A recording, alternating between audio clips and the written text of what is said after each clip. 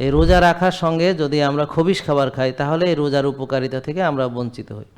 কিন্তু রোজা রেখে আমরা যদি হালাল এবং তৈয়বি খাই তাহলে আমরা 60 থেকে 70 ধরনের রোগ থেকে ভালো হয়ে যেতে পারব। আমেরিকা এখন বলতেছে দেখেন যে আসল খাবার খান, কি খান? এখন আমার প্রশ্ন হলো, তা এতদিন কি বলছে?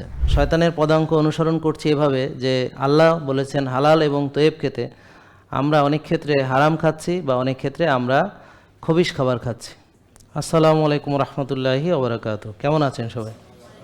আলহামদুলিল্লাহ, আল্লাহর দরবারে লাখো কোটি শুকরিয়া আদায় করছি। আলহামদুলিল্লাহ, তিনি আমাদেরকে সৃষ্টি করেছেন এবং তিনি আমাদেরকে জ্ঞান দান করেছেন এবং তিনি আমাদেরকে পৃথিবীতে পাঠিয়ে আবার তিনি আমাদেরকে কিতাব দিয়েছেন এবং শিক্ষক দিয়েছেন। প্রিয় নবী হজরত মুহাম্মদ সাল্লাল্লাহু আলাইহি ওয়াসাল্লাম তিনি প্র্যাকটিক্যালি আমাদেরকে জীবন্ত কোরআন হিসেবে শিখিয়ে দিয়ে গিয়েছেন যে কিভাবে আমরা আমাদের দৈনন্দিন জীবনাচরণ অর্থাৎ আমাদের দিন, পূর্ণাঙ্গ দিন অর্থাৎ ইসলামকে দিন হিসেবে যেন আমরা গ্রহণ করি এবং আল্লাহ চান আমরা যেন পরিপূর্ণ মুসলমান হয়ে কবরে যাই। এখন এই পূর্ণাঙ্গ দিন, এখানে কিন্তু খাওয়ার বিষয় আছে। পবিত্র কোরআনে খাওয়ার ব্যাপারে বলা হয়েছে, আয়াত আছে হালাল তৈয়ব খেতে হবে এবং এটা অনেকবার এসেছে। এবং একটা আয়াত হালাল তৈয়ব খেতে হবে, এরপরে এসেছে যে তোমরা শয়তানের পদাঙ্ক অনুসরণ করিও না। আমরা যদি হালাল না খাই বা যদি তৈয়ব না খাই তাহলে আমরা নিজের অজান্তেই শয়তানের পদাঙ্ক অনুসরণ করব। আমরা এটা অনেক সময় জানি না বা বুঝি না। তাহলে আমাদের পক্ষে মুসলমান হিসেবে আমাদের কি কোনো উপায় আছে যে আমরা হারাম খাবো, তাহলে তৈয়বের বাইরে খাবো, সেটারও কোনো উপায় নাই। যদিও আমরা তৈয়ব খাবার খাচ্ছি না বা আমরা হয়তো চিনি না বা হয়তো এই সম্পর্কে আমাদের জ্ঞান নাই। এই জ্ঞানের কারণেই মানুষের শ্রেষ্ঠত্ব আজকে। হযরত আদম আলাইহিস সালামকে আল্লাহ সৃষ্টি করেছেন, তিনি তাকে বেশ কিছু জিনিসের নাম শিখিয়েছেন এবং ফেরেশতাদেরকে জিজ্ঞেস করেছেন, তারা এইগুলো উত্তর দিতে পারেনি। হযরত আদম আলাইহিস সালাম সব কিছুর নাম যেহেতু আল্লাহ তাকে শিখিয়েছেন, জ্ঞান দিয়েছেন, তিনি সব বলে দিয়েছেন এবং ফেরেশতাদেরকে আল্লাহ নির্দেশ দিয়েছেন সিজদা করার জন্য। এই শ্রেষ্ঠত্ব মানুষের এই জ্ঞানের কারণে, এখান থেকে আমরা বুঝতে পারি। এবং ইবলিস অস্বীকার করেছে কারণ সে আরও মহাপণ্ডিত, নিজেকে আরও বেশি সে জ্ঞানী মনে করে বা তার গর্ব, সে আগুনের তৈরি, আদম মাটির তৈরি। তো সে অহংকার করেছে এবং অহংকার পতনের মূল এবং তার পতন ঘটেছে। তো ইবলিস সবসময় আমাদেরকে চাইবে যে আমরা যেন হালাল তৈয়ব না খাই, হয় হারাম খাওয়াবে বা ইনকাম হারাম হবে অথবা নিকৃষ্ট খাবার খাওয়াবে, খবিশ খাবার খাওয়াবে, তৈয়ব না দিয়ে খবিশ খেতে বলবে। এবং আমরা শয়তানের পদাঙ্ক অনুসরণ করছি এভাবে যে আল্লাহ বলেছেন হালাল এবং তৈয়ব খেতে, আমরা অনেক ক্ষেত্রে হারাম খাচ্ছি বা অনেক ক্ষেত্রে আমরা খবিশ খাবার খাচ্ছি। তাহলে খবিশ খাবারের সংজ্ঞা কী? যেই খাবারগুলো আপনাকে রুগী বানায়, যেমন এখন আপনার যারা রুগী হয়েছেন, যেই খাবার খেয়ে রুগী হয়েছেন সেটাই খবিশ খাবার। আর কল্যাণ খাবার হচ্ছে যেই খাবার খেয়ে মানুষ সুস্থ হয়, রোগ মুক্ত হয়, যেই খাবার মানুষকে শক্তি দেয়, এনার্জি দেয়, তাকে এটা ওষুধের মতো কাজ করে, অর্থাৎ কল্যাণকামী খাবারগুলো, যেগুলো শরীরের জন্য কল্যাণ। তাহলে অকল্যাণ আল্লাহ আমাদের পছন্দ করেন না যে আমরা কোনো অকল্যাণ কাজের সঙ্গে জড়িত হই। তো পাপাচার হচ্ছে একটা অকল্যাণ। তো পাপাচার সমাজকে ধ্বংস করে, সুদভিত্তিক সমাজ ব্যবস্থা সমাজকে ধ্বংস করে, মানুষের দেওয়া জীবন বিধান বিচার ব্যবস্থা সমাজকে ধ্বংস করে। তো এখানে কোরআন যদি আমরা সর্বক্ষেত্রে মানি, পারিবারিক জীবনে, রাষ্ট্রীয় জীবনে, তাহলে আমরা সুস্থ থাকতে পারবো এবং সমাজও সুস্থ থাকবে। তো এখন সমাজে যেমন যত রকম এখন অঘটন ঘটছে, এগুলো সবই হচ্ছে ইসলাম চর্চা না থাকার কারণে। যদি পূর্ণাঙ্গ দিন হিসেবে আমরা সবাই ইসলামকে গ্রহণ করতাম তাহলে সমাজে সবাই এই সুস্থ থাকতো এবং সুস্থ মন মানসিকতা থাকতো, ক্রাইম করতো না, হ্যাঁ, এবং সবাই সবার জন্যে নিবেদিত হতো এবং তারা একে অপরকে সাহায্য করত এবং কারো হক কেউ নষ্ট করতো না, কারণ তারা সবাই আল্লাহকে ভয় পায়। তো আল্লাহর ভয়ে তারা একটা মোবাইল পড়ে থাকলেও ধরতো না, অন্য কারো থেকে ছিনিয়ে নেওয়ার প্রশ্নই আসে না। এবং সে দেখতো যে আমরা যেমন রোজাদার, আমরা যেমন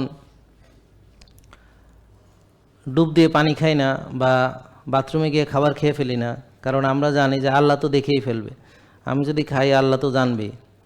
তো আমি কিন্তু আবার টেবিলের তলা দিয়ে ঘুষ নেই, আবার দুর্নীতির সঙ্গে জড়িত হই। রোজা রেখেও আমি অনেক রকম এ ধরনের ছলচাতুরি, ছিনতাই, রাহাজানি, তারপর খুন খারাপির সঙ্গে আমরা জড়িত। তো তখন কি আমার কি মনে হয় আল্লাহ দেখতেছে না? তো আপনি গোপনে অন্যায় করলে কি আল্লাহ দেখবে না? তো প্রকাশ্যে অন্যায় করলে কি আল্লাহ দেখবে না? তা আল্লাহ তাআলা সবই দেখেন। এই যে তাকওয়া অর্জন, এটা হচ্ছে রোজা। এই রোজা রাখার সঙ্গে যদি আমরা খবিশ খাবার খাই তাহলে এই রোজার উপকারিতা থেকে আমরা বঞ্চিত হই। কিন্তু রোজা রেখে আমরা যদি হালাল এবং তৈয়বি খাই তাহলে আমরা 60 থেকে 70 ধরনের রোগ থেকে ভালো হয়ে যেতে পারব। তো খাবারের ব্যাপারে ইসলাম অনেক কথা বলেছে। যদি দিনের ভিতরে অর্থাৎ দিন হিসাবে ইসলামকে আমরা যদি গ্রহণ করি এবং সেখানে যদি কোরআনের আয়াত না থাকতো তাহলে খাবার নিয়ে আমাদের এই আলোচনার কোনো প্রয়োজন ছিল না। তাহলে পৃথিবীর সৃষ্টি কে করেছেন? খাবার সৃষ্টি কে করেছেন? তাহলে আল্লাহ তাআলা যেটা যেভাবে দিয়েছেন, মানুষ অতি পণ্ডিত, ইবলিসের বংশধর বা ইবলিসের দোসর, এরা মানুষ কি করেছে? ওই খাবারগুলোকে নিজেরা ধ্বংস করেছে, ধ্বংস করে ওই খাবার আপনাদের মুখে তুলে দিচ্ছে।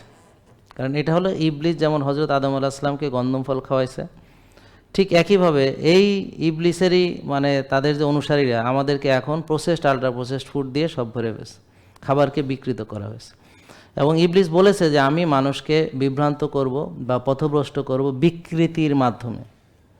তাহলে খাবারের যেমন বিকৃতি তেমনি আপনার চলাফেরার বিকৃতি। তাহলে ইসলাম পছন্দ করে, আল্লাহ পছন্দ করেন রাতে ঘুমানো, যে রাত হলো লেবাসের, লাইলাতুল কি লেবাস মানে মানে পর্দার মতো, ঘুমের জন্যে অন্ধকার হলো পর্দা। এই অন্ধকারের ফলে বিজ্ঞান গবেষণা করে দেখেছে মেলাটোনিন কনসেন্ট্রেশন এখানে ঘনীভূত হয়। মেলাটোনিন যে আমাদের রাতের জন্য দরকার, ঘুমের জন্য দরকার মেলাটোনিন, তো অন্ধকার যত ঘনীভূত মেলাটোনিনও তত কনসেন্ট্রেটেড হয়। আলোতে এই মেলাটোনিন ওয়াশ আউট হয়ে যায়, আলোতে ওয়াশ আউট হয়ে যায়। আর আলোর মাধ্যমে আবার আমার শরীরে যদি সূর্যের আলো পড়ে তখন ভিটামিন ডি তৈরি হয়। এই দিনে যে ভিটামিন ডিটা যেই কাজগুলো করে, এটার যে অ্যান্টিঅক্সিডেন্ট অ্যান্টি ইনফ্লামেটরি প্রপার্টিজ আছে, ঠিক রাতেও মেলাটোনিনেরও অ্যান্টিঅক্সিডেন্ট অ্যান্টি ইনফ্লামেটরি প্রপার্টিজ আছে। দিনে আমাদের কর্মময় জীবন, আমাদের এই জন্য আল্লাহ তাআলা দিনেরকে কাজ করার জন্য উপযুক্ত করে আমাদের শরীরের ভিতরে আমাদের বিভিন্ন হরমোন দেওয়া হয়েছে, ডোপামিন দেওয়া হয়েছে, এপিনেফ্রিন, নর এপিনেফ্রিন বা অ্যাড্রেনালিন, নর অ্যাড্রেনালিন, যেগুলো আমাদের মানে কর্মময় জীবনের জন্য দরকার, আমাকে কাজের জন্য ড্রাইভ করবে, আমাকে শক্তি দিবে, এনার্জি দিবে, আমাকে সারাদিন কাজ করতে, হ্যাঁ, যেই আমার এনার্জি দরকার, মোটিভেশন দরকার, আমাদের যে ড্রাইভ দরকার, সেগুলো আমরা পাবো। আর রাতে আমাদের দরকার হচ্ছে নিরবিচ্ছিন্ন ঘুম, বিশ্রাম। এই নিরবিচ্ছিন্ন বিশ্রামের জন্য আমার দরকার হচ্ছে হাই কনসেন্ট্রেশন মেলাটোনিন, মানে অন্ধকার।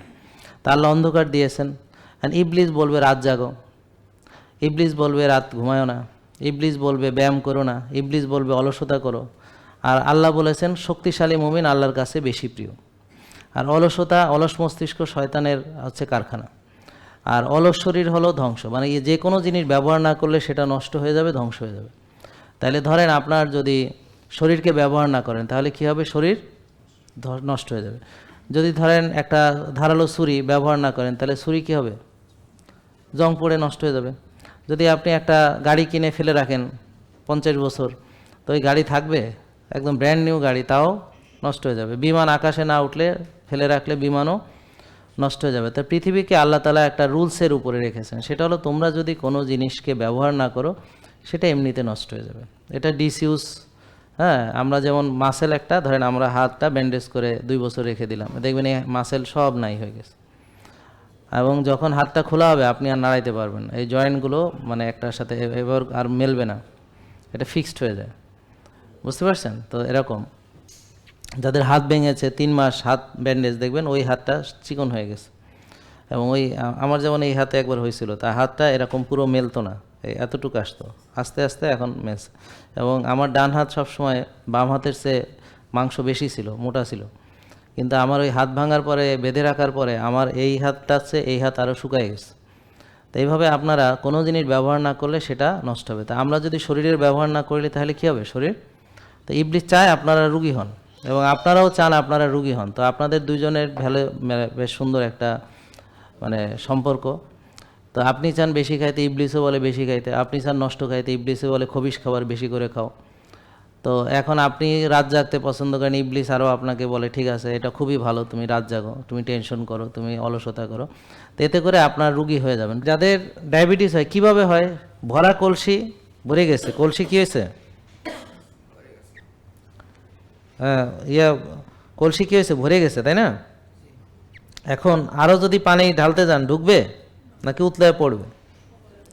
তাহলে দেখেন আমাদের কোষে যখন মানে ওভারলোড হয়ে যায় আর জন্য জায়গা নাই, আর যেহেতু আমার কোষে জায়গা নাই, তাহলে আমার কোষে চর্বি জমে গেছে, এখন রক্তের চিনি কোষে ঢুকবে, রক্তের চিনি কোষে ঢুকবে পারতেছে না।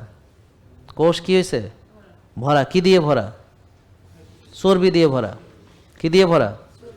তাহলে বলেন, চর্বি কোষ দখল করেছে, চিনি আর ঢুকতে পারছে না। তো রক্তের চিনি কোথায় যাবে? যাইতে পারছে না, তো রক্তেই থেকে যাচ্ছে। থাকতে থাকতে বাড়তে বাড়তে এখন আপনার সুগার বেশি, এটা হলো ডায়াবেটিস। তাহলে সুগার বেশি মানে কি? তাহলে সুগার বেশি মানে কি? ডায়াবেটিস কেন হয়েছে? কোষে জায়গা নাই। কেন জায়গা নাই? কোষে বসছে। কি দিয়ে বসছে? এখন চর্বি দিয়ে। কার কোষ কে ভরাইছে? আপনারটা আমি ভরাই দিছি?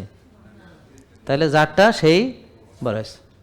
তাহলে যার যার ডায়াবেটিস সে নিজ হাতের কামায়। তাহলে বেশি না খাইলে কি কোষ ভরে? তাহলে কেউ যদি হালাল এবং তৈব খায়, 1/3 খায় বা 1 লোকমা খায়, বা শির দ্বারা সোজা রাখার জন্য অতটুক খায়, এবং যদি সে ক্ষুধা লাগলে খায়, ক্ষুধা থাকতে থাকতে খাওয়া শেষ করে, এবং যদি রোজাও রাখে, এবং যদি সে ওইটাকে বার্ন করে বা কায়িক শ্রম বা ব্যায়াম করে এটাকে বার্ন করে, তাহলে কি তার সুগার বাড়তে পারে কোনো দিন? তাহলে এই রোগটা হলো আল্লাহকে না মানার ফল, যে আল্লাহর নিয়ম অনুযায়ী খায় নাই, যেই খাবার খেতে বলেছে সে খাবার খায় নাই, বিপরীত খেয়েছে। যতটুক খেতে বলেছে অতটুক খেয়ে সেটা না খেয়ে বাড়তি খেয়েছে। ক্ষুধা লাগা পর্যন্ত অপেক্ষা না করে আর সারাদিন খালি খাইছে। সকালে খাইছে, একটু পরে নাস্তা করছে, দুপুরে খাইছে, একটু পরে আবার নাস্তা করছে, বিকেলে খাইছে, আবার রাত্রে খাইছে, ঘুমানোর আগে খাইছে, কেউ কেউ আবার ঘুম থেকে ওইটা ফ্রিজ খুলেও খাইছে। রোজা রাখতে বলছে আল্লাহ, কিন্তু সে রোজা রাখে নাই, বা রোজা রাখছে, ওমা রোজা রাখছে, কিন্তু ইফতারিতে খালি ওয়েট করেন, ইফতারটা আসতে দেন, খালি ইফতারটা আসতে দেন। লাল পানি, হলুদ পানি, তারপরে লেবু শরবত, চিনি দেওয়া তো খোলা, তারপরে দুনিয়ার যত বড় বাপের পোলারে ভাজছে, হ্যাঁ, তারপরে বড় বাপের পোলায় খায় আছে না, তারপরে পেঁয়াজু বেগুনি ভাজা পোড়া, তারপরে সনা, তারপরে কি আলুর চপ, ডিমের চপ, তারপর কি বুরিন্দা, শাহি জিলাপি, হ্যাঁ, একেবারে মাইখ্যা, হ্যাঁ, চাবাইতে চাবাইতে কাছে ছাপা ব্যথা হয়ে গেছে, আর পারতেছে না, তাও থামে না। হ্যাঁ, নামাজ 2 রাকাত শেষ মাগরিবের, তাও থামে না, যাই কোনো রকম 1 রাকাত ধরছে, চাবাইতে, বুঝতে পারছে? এই তো এখন নামাজ তো গেল, অর্ধেক নাই, 1/3 নামাজ শেষ, এখন সে আবার আইসা তারাবির আগে আরও খায়, মনে হয় যে হয়েছে, এত রাকাত তারাবি পড়ো, খাইয়া টাইয়া এরপরে গেছে তারাবি পড়তে, মনে হয় সেজদা দিলে ভিতর থেকে বাইরে পড়ে যাবে, এরকম এমন খাওয়া খাইছে। তারপরে আবার আইসা দেখে যে ওই যে পোতানো পেঁয়াজু টেয়াজু আসেনি কোনো, আবার খাইব, মানে নামাজ পড়ে আইসা দেখে যে পোতানো তোথানো যা আছে ইফতারিতে যেগুলো বাঁচছে এগুলো টুকাইয়া আবার খায়। তারপরে সে সেহরিতে এমন খায় যে মনে হয় 3 মাস আর খাইতে পারবে না। হ্যাঁ, তারপরে ওই ফজরের পরে শোয় তো 3 বার উঠে টয়লেটেই যাওয়া লাগে, হ্যাঁ, এমন খাওয়া খাইছে। তো এইটা হলো রোজা, সে সাধনা করছে, সিয়াম সাধনা, খাওয়ার আরাধনা, বুঝতে পারছেন? খাওয়ার পূজারি। তো এই খাবার পূজারি এটা হলো যে রমজান মাসে 3 গুণ খরচ বেশি। তাহলে 3 গুণ খরচ কিসের বেশি? বাজার খরচ। তা আমরা তার মানে খাই 3 গুণ বেশি। তাহলে রমজানে কয় গুণ বেশি খাই? ঠিক। আর যাও একটু মনে করেন খাইতে পারে না, ঈদের 2-3 দিনে পোষায় একেবারে ডায়রিয়া, পুরাই হাসপাতাল। আমিও বহুত রুগী এরকম রিসিভ করছি, যখন ঈদের ডিউটি করতাম আমরা, এই সন্ধ্যার পরে রুগী আসা শুরুতে সারা রাত ডায়রিয়ার আর পেট ব্যথা রুগী আসতো, সারা রাত বমি, ডায়রিয়া, পেট। আমরা এগুলো আগেই স্যালাইন ট্যালাইন রেডি করে প্রস্তুত থাকতাম যে আসলেই লাগায় দাও, বুঝতে পারছেন? আর আইসিডিডিআরবিতে আপনারা গেছেন কখনো? তো ওখানে হলো ডাইরেক্ট লাইন, মানে সিটের ভিতরেই ছিদ্র করা থাকে, যে শুয়ে তুমি সারতে থাকো, তোমার কোনো টেনশন নাই। হ্যাঁ, আমরা স্যালাইন দিয়ে দেবো, তুমি ওই শুয়ে ওখানেই কাজ সেরে দেবা, বিছানা থেকে নামা লাগবে না, কারণ ওই যাওয়া আসা সম্ভব নয় সব রুগীর পক্ষে, এমন অবস্থা। হ্যাঁ, ডাইরেক্ট লাইন আর কি, এটাকে আমরা বলি ডাইরেক্ট লাইন। তো খাইছে, ডাইরেক্ট করে ফেলেছে, হ্যাঁ, অতিরিক্ত খায়া। তাহলে এই যে খাওয়ার, এতে কি হচ্ছে, আমরা রমজানের 30টা রোজা রাখার যে উপকারিতা সেটা থেকে বঞ্চিত হওয়ার জন্য ইবলিস এই ফর্মুলা বের করছে, যে যদি 30টা রোজা রাখে তাহলে তো ও 60-70টা রোগ ভালো হয়ে যেতে পারে। কারণ কি, রোজা রাখলে কি হবে? ডায়াবেটিস ভালো হবে, চিনি কমে যাবে। রোজা রাখলে কি হবে? ওই কোষের ভিতরে চর্বি গলে যাবে, কোষ খালি হয়ে যাবে, ডায়াবেটিস ভালো হয়ে যাবে। রোজা রাখলে তার কোষের যে প্রদাহ সেটাও কমে যাবে, এবং রোজা রাখলে যে কোষের ভিতর যে টক্সিসিটি সেটাও কমে যাবে, এবং কোষের যে ডিফেক্টিভ অর্গানেলসগুলো আছে সেগুলো ভালো ভালো সেল দ্বারা রিপ্লেস হয়, ডিফেক্টিভ প্রোটিনগুলো আবার রিসাইকেল হয়ে ব্যবহারযোগ্য ভালো প্রোটিন, এটা হচ্ছে অটোফেজির মাধ্যমে রোজার ভিতরে এই ঘটনাগুলো ঘটে। তার মানে 60 থেকে 70টা রোগের মূল কারণ হচ্ছে এই কোষে ওভারলোড বা ইনসুলিন রেজিস্ট্যান্স বা ইনফ্লামেশন বা সেলুলার টক্সিসিটি। তাই এগুলো তার মানে রোজা দিয়ে সব মানে রোগ ভালো হয়ে যেতে পারে, 90% ডিজিজ ভালো হয়ে যেতে পারে, কিন্তু আমরা এমনভাবে রোজা রাখি যে রেখে আরও রোগী হই। ঈদের দিন ডায়রিয়া, বুঝেন এই কথা নাকি? দেখেন, এবং কারো কারো ওজনও বাড়ে, সে এত খাইছে, ওই যে এই এত খাইছে, সে তো অল্পক্ষণ না খেয়েছিল আর বাকি সময় তো খাইছে, দিনের বেলায় শুধু হয়তো সে খাওয়া পানাহার থেকে বিরত ছিল। তাহলে এই জন্যে বুঝছেন, ইবলিস আপনাদেরকে রুগী বানানোর জন্য সে সব প্ল্যান করছে। যেমন বাজারে আপনি ভালো খাবার পাবেন না, দেশি রাতামুরগ পাবেন না, একটা ভালো মাছ পাবেন না, চাষের মাছ পাবেন ভর্তি, তারপরে চাষের সবজি পাবেন ভর্তি, কেমিক্যাল ফার্টিলাইজার পেস্টিসাইড দ্বারা উৎপাদিত ধান গম ভর্তি, সাদা চাল ভর্তি, বাজার ভর্তি সাদা চাল, যেখানে কেমিক্যাল ফার্টিলাইজার পেস্টিসাইড দ্বারা উৎপাদিত, জেনেটিক্যালি মডিফাইড, জিএমও, যেটা আপনার ফাইবার ফেলে দেওয়া হয়েছে, কোনোটা কাটিং করা হয়েছে, কোনোটা পলিশিং করা হয়েছে, মেশিন দ্বারা ফাইবার সেটে ফেলানো হয়েছে, বুঝতে পারছেন? এই যে ফুড পিরামিড যেটা ছিল, এখানে বলছে যে তোমরা আগে সব কার্বোহাইড্রেট খাবা আর সামান্য ফ্যাট খাবা আর শাকসবজি খাবা, এরপরে কার্বোহাইড্রেট বেশি, তারপরে শাকসবজি ফলমূল, তারপরে হলো মাছ মাংস ডিম একটু, আর সবচেয়ে কম হলো ফ্যাট। এই ছিল তাদের গাইডলাইন। এটা কাদের গাইডলাইন ছিল? USDA, America, bomb busting America আর কি। কিছু কইলে বোম মেরে দেয়, মেরে ফেলে সবাই। এই ফুড পিরামিডটা এটা হলো প্রায় 60 বছর ধরে এইটা ছিল, মানুষকে এই পরামর্শ দিয়েছে ডাক্তার, পুষ্টিবিদ, তারপরে ফুড সায়েন্টিস্ট সবাই। যেমন একটা উদাহরণ দেই আপনাদেরকে। তা এটা হচ্ছে আপনার ডায়াবেটিস হয়েছে, ধরেন আপনি এখন ডাক্তার দেখাইতে গেছেন, এবার আসি আমরা কিছু বিজ্ঞান নিয়ে কথা বলি। ডাক্তার দেখাইতে গেছেন, তো ডাক্তার আপনাকে এরকম একটা বই দিয়েছে।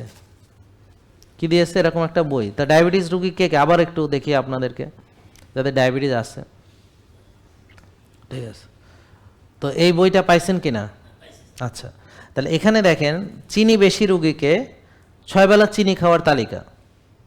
বলেন, চিনি বেশি রুগীকে কি 6 বেলা চিনি খাওয়ার তালিকা? তাহলে ভাত মানে কি?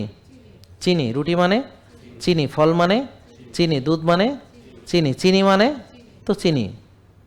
মধু মানে চিনি। যেমন ওই কালকে না পরশু এই ভাই একজন বসেছিল এখানে, তো বলতেছে যে ওর ইনসুলিন আমরা পাইছি 31। তো ইনসুলিন থাকার কথা কত নর্মাল? 4-5 বা 7-এর নিচে। ইনসুলিন, সুগার না, 4-5, এরকম। তাহলে 31 অনেক বেশি না? তো বলে যে আমি তো ভাত টাত খাই না। তো কেমনে বাড়ছে? ভাত খায় না বলে। পরে বলে যে এই কয়দিনে বলে 1 কেজি মধু খেয়ে ফেলাইছে, আর কালকেও বলে, একদিন আগেও বলে 60টা রসগোল্লা খাইছে, কিন্তু সে ভাত খায় না। কত পবিত্র চিন্তা করেন। তা এখন কোথায় চিনি আছে এটা আপনার খোঁজ রাখ। তাহলে মুড়িতে কি চিনি আছে? চিড়াতে, খইতে। তাহলে চিনি ছাড়া বিস্কিটে কি চিনি আছে? চিনি ছাড়া মিষ্টিতে চিনি আছে। দুধে চিনি আছে, টক দইতে তো নাই, আছে। ঘিতে? ঘিতে নাই। ঘিতে নাই। ঘি খেলে আপনার সুগার বাড়বে না। না। তাহলে এখন আসেন, একটা চিনি বেশি রুগীকে আমরা কি আরও চিনি খেতে দিব, নাকি এমন খাবার খেতে দিব যেখানে চিনি বাড়ে না? তাহলে ধরেন সবজি দিয়ে সে ডিম খেলে চিনি বাড়বে না, সবজি সালাতের সঙ্গে অলিভ অয়েল দিলে চিনি বাড়বে না, তারপরে সে ঘি দিয়ে ডিম ভেজে খেলে চিনি বাড়বে না, সে ধরেন একটা ভালো মুরগির মাংস সবজি দিয়ে খেলো তাহলে চিনি বাড়বে না, বা খাসির মাংস সবজি দিয়ে খেলো চিনি বাড়বে না। তাইলে কি খেলে চিনি বাড়বে? ভাত দিয়ে খেলে বাড়বে, রুটি দিয়ে খেলে বাড়বে, বা মুড়ি খেলে বাড়বে। তাহলে দেখেন আপনার চিনি বেশি, আপনি ডাক্তার দেখাইতে গেছেন, তো ডাক্তার আপনাকে এই বই দিয়েছে এবং সেখানে সকালে বলছে আমি 3টা যেন রুটি খাই। কয়টা রুটি? 3টা রুটি। তাহলে আপনার 90 গ্রাম কার্বোহাইড্রেট, তাহলে তার মানে চিনি। তাহলে দেখেন 90 গ্রাম কার্বোহাইড্রেট, তো তার তো চিনি বেশি, তাকে আরও 90 গ্রাম সকালে খেতে দিলাম, তারপরে খেতে দিলাম 15 গ্রাম ডাল, আর কুসুম নাকি ফেলে দিতে হবে। এখন কেন কুসুম ফেলে দিতে হবে? এই যে এরা বলছে ফ্যাট খুব কম খেতে হবে, আর এখন কিন্তু আবার কুসুম সহ ডিম, তারপরে চর্বি সহ গরুর মাংস, খাসির মাংস, মুরগি, মাছ, শাকসবজি, ফলমূল, ভালো তেল, ঘি, হ্যাঁ সব এখন খাইতে বলছে। আর অল্প একটু বলছে মানে হোল গ্রেন কার্বোহাইড্রেট খেতে, হোল গ্রেন কার্বোহাইড্রেট খেতে। কালকে আমি একটা লাইভ দিয়েছি, অনেকে হয়তো দেখে নাই, যে আমরা আপনাদের কত কত ধরনের কার্ব খেতে দিই। যদি মানে যারা আমাদেরকে কিটো বলে, বলতেছে যে আমরা যে কিটো হতাম যদি আমরা কখনো ভাত না খেতাম, বুঝেন না কথা? আমরা যদি কোনোদিন আর ভাত না খেতাম তাহলে সারা জীবন আমরা কিটো কিটো করতাম, ঠিক? কিন্তু আমরা তো ভাত খাই, আমরা ব্ল্যাক রাইস খাই, তারপরে আমরা স্টিল কার্স ওটস খাই, তারপরে আমরা বাকহুইটের রুটি খাই, বাকহুইটের আটা আছে, বাকহুইট রান্না করে ভাতের মতো খাওয়া যায় বাকহুইট। তারপরে আমাদের ট্রাই কালার কিনুয়া আছে, হ্যাঁ তাহলে আমাদের আছে কি ব্ল্যাক রাইস আছে, ওটস আছে, কেনুয়া আছে, বাকহুইট আছে, আবার আটা আছে। আবার আমরা মধু খাই, আমরা অর্গানিক কোকোনাট সুগারও খাই, তাছাড়া আমরা ফলও খাই, এমনকি খেজুরের রস দিয়ে পিঠাও খাই, নারকেল খাই কুড়াইয়া, গুড় দিয়ে মাইখা ভাত খাই। তাহলে আমরা কিভাবে কিটো হইলাম? বুঝেন না কথা? তাহলে কারা কিটো হবে? যাদের সুগার বেশি তাদের কিছুদিন কার্বোহাইড্রেট বাদ দিতে হবে। কেন? কারণ চিনি বেশি। তাহলে চিনি বেশি হলে তারা কি আরও চিনি খাওয়াবো? তাহলে দেখেন আগের যে পিরামিড ছিল এই পিরামিডটাকে এবার উল্টানো হয়েছে, এটাকে বলে ফ্লিপ দ্য পিরামিড। তাহলে বিজ্ঞানীরা যে উল্টে যায়, তাহলে 60 বছরের তাদের যে পরামর্শ দিয়ে এসছে এবং স্যাচুরেটেড ফ্যাটকে কালপ্রিট বানানো হয়েছে আর হিরো বানানো হয়েছে কার্বোহাইড্রেটকে, হ্যাঁ তারা এখন কিন্তু উল্টে গেছে। তাহলে মানুষ উল্টে যায় কিন্তু সৃষ্টিকর্তা একই থাকেন। তো এই জন্যে আমাদের হালাল তৈব খেতে হবে, এটা কিন্তু কোরআনের আয়াত চেঞ্জ হয়নি, এটা ঠিকই আছে, তৈব খেতে হবে। এখন আমেরিকা এসেও একই কথা বলতেছে, যে ইউএসডিএ বলতেছে যে আমেরিকার কথা আসলো কারণ তারা তো বিশ্ব মোড়ল, বুঝেন না, তাদেরকে সবাই ফলো করে, তাদের হুকুমের বাইরে গেলে তো আপনাদেরকে মেরে ফেলবে, নাহলে আপনার উঠাই নিয়ে যাবে, সো কোনো বিষয় না, নাহলে বোমা মেরে দিবে, ব্যাপারটা কোনো ওদের জন্য কোনো বিষয় না। তো বাংলাদেশে কয়টা বোমা লাগবে? ওর বেশি লাগবে না, অল্প কয়টা মারলেই হয়ে যাবে। হ্যাঁ বাংলাদেশ তো ছোটো জায়গা, হ্যাঁ বেশি লাগবে না, কয়েকটা মারলেই হয়ে যাবে, বুঝতে পারছেন? তো এখন এই জন্যে বলতেছি যে আমেরিকার কথা সবাই শুনে, তো এই জন্য ডাক্তাররা এতদিন যারা ওই আমেরিকাকে প্রভু মনে করছে, তারা এতদিন আপনাদেরকে ওদের গাইডলাইন অনুযায়ী তারা সকালে তাদেরকে বেশি কার্বোহাইড্রেট খেতে দিচ্ছে। তা দেখেন ওর যে 1600 ক্যালোরির যে চার্ট দিছে, আমি কাদের কথা বলছি? যারা ডায়াবেটিসের চিকিৎসা করে, যারা ডায়াবেটিস পোষে, মানে যারা ডায়াবেটিসের চিকিৎসা করে, রোগটা যেন বড় হইতে পারে, আর দিন দিন যেন ওষুধ বাড়ে এবং এই রুগীটা যেন একটা বড় রুগী হয়, এইভাবে যারা যত্ন নেয় রুগীর যত্ন নেয়। কোথায়? যারা ডায়াবেটিসের কি চিকিৎসা করে তারা কি করে? রোগের যত্ন নেয়, ডায়াবেটিসের যত্ন নেয়, রুগীর না, রোগের কথা বোঝেন নাই? যেমন আপনার কত বছর ডায়াবেটিস ভাই? তাহলে উনি 21 বছর ধরে অত্যন্ত অতি যত্নে রোগটাকে লালন পালন করতেছেন, করে আজকে এখনও রুগী নাকি ভাই? তাহলে এই রোগ পালন করার জন্য তাকে কারা সাহায্য করে? এই যারা ডায়াবেটিসের চিকিৎসা করে, তারা হচ্ছে ডায়াবেটিসটাকে যত্ন করে যেন এই রোগ জীবনে তার কোনোদিন ভালো হইতে না পারে। বেশি দিন হয়নি আমাদের পূর্বপুরুষ কি খেয়েছেন? আমাদের পূর্বপুরুষরা প্রাকৃতিক খাবার খেয়েছেন, তারা 12-14 ঘন্টা কাজ করেছেন। তারা কি রাত জেগেছেন? না। তারা কি ভোরে উঠেছেন? হ্যাঁ। তারা কি রোদে পুড়েছেন? হ্যাঁ। তারা কি বৃষ্টিতে ভিজেছেন? হ্যাঁ। তারা কি কাদায় মাখামাখি হয়েছেন? হ্যাঁ। তারা কি আমাদের মতো টেনশন করতেন? না। তারা কি মাটির সঙ্গে সম্পর্ক ছিল? তারা কি প্রকৃতির মাঝে ছিলেন? তারা কি প্রকৃতি থেকে খাবার খেতেন? তাহলে তারা কি এই ডায়াবেটিসের রোগী ছিলেন? না। তাহলে এই উত্তরগুলোই আমাকে বলে দেয় যে বেশি দিন আগে না, হয় আপনার দাদা নাইলে আপনার বাপ বা তার আগের কেউ কৃষক ছিল, নাকি আপনারা সব জমিদার বংশ থেকে আসছেন? আমার দাদা কৃষক ছিল, অনেকের বাপ কৃষক ছিল, এবং এখানে অনেকে আসে যারা মুরব্বী, বলে যে আমিও কৃষিকাজ করেছি। তাহলে আমরা মাটির থেকে বেশি দিন হয় নাই যে দূরে আসছি, আমরা প্রাসাদে বেশি দিন হয় নাই উঠেছি, আমরা অট্টালিকাতে বেশি দিন হয়নি এসেছি। এই একটা প্রজন্ম না যেতেই আমরা আমাদের অতীত ভুলতে বসেছি। তাহলে সুস্থ থাকার জন্য রিয়েল ফুড খান, পরিমিত খান, রোজা রাখুন বা ফাস্টিং করুন, সকল ধর্মে রোজা আছে, উপবাস আছে, ফাস্টিং আছে কি না? সব ধর্মে আছে। কোন ধর্মে নেই? সকল ধর্মেই আছে। এমনকি যারা মনি ঋষিরা ধ্যান করতেন, তারা 7 দিনও খাননি, ধ্যানে বসে আছেন। তো তারা কিভাবে চলছে? খাবারটা মানুষের স্পিরিচুয়াল কানেকশনটাকে মানে ইন্টারাপ্ট করে। আর যে যত খালি পেটে থাকে ততই সে স্পিরিচুয়ালি কানেক্টেড থাকে।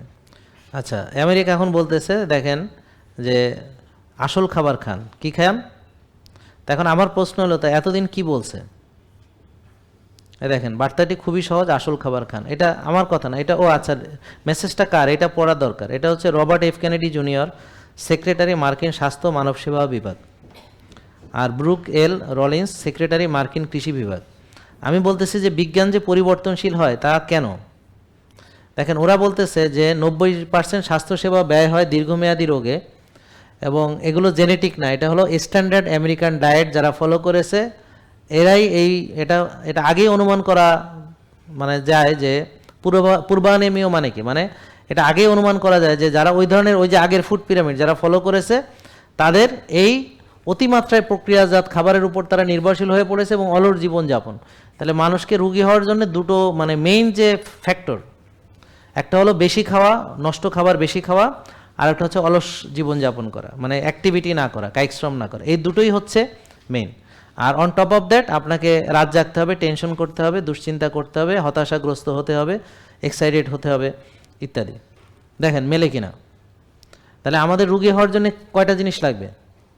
এক হচ্ছে বেশি খেতে হবে, আর নষ্ট খাবার বেশি খেতে হবে, প্রক্রিয়াজাত খাবার, আর হলো অলস জীবনযাপন করতে হবে। এটা ওরা এই দুটো জিনিসকে করেছে। তাহলে এখন অলস হলে কী হবে? সে ব্যায়াম করবে না, তাহলে তার কী হবে? রাতের ঘুম আসবে না। আর অলস হলে সে ওষুধ খাবে, কিন্তু সে লাইফস্টাইল মানতে চাইবে না, কারণ লাইফস্টাইল মানতে হলে তাকে নিয়মকানুনের ভিতর থাকতে হবে। একটা খাবার সে যেমন কালকে আমি মানে ইফতার করতে বসছি, তো কে জানি বিরিয়ানি পাঠাইছে, কে জানি বেগুনি পাঠাইছে, তো আমার সামনেই এসেছিল, তো আমাকে ডাকছিল মানে ওরা, আমি বললাম যে না, আমি তো ওদের ডাকে সাড়া দিইনি। কিন্তু আমরা কি করি? এদের ডাকে সাড়া দিই।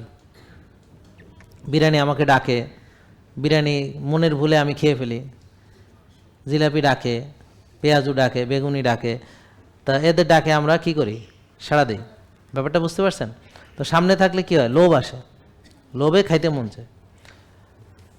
কথা বুঝতে পারছেন? তাহলে আমরা প্রলুব্ধ হই। এই প্রলুব্ধ কে করে? আমাদেরকে খাবার আমাদেরকে প্রলুব্ধ করে। তাহলে ইবলিস আমাদেরকে কিভাবে প্রলুব্ধ করে? খাবার, আর হচ্ছে সে আমাদেরকে বলে যে তুমি তোমার খেয়াল খুশি মতো চলবা। জেকে লাইফস্টাইল, ওষুধ মুক্ত সুস্থ জীবন।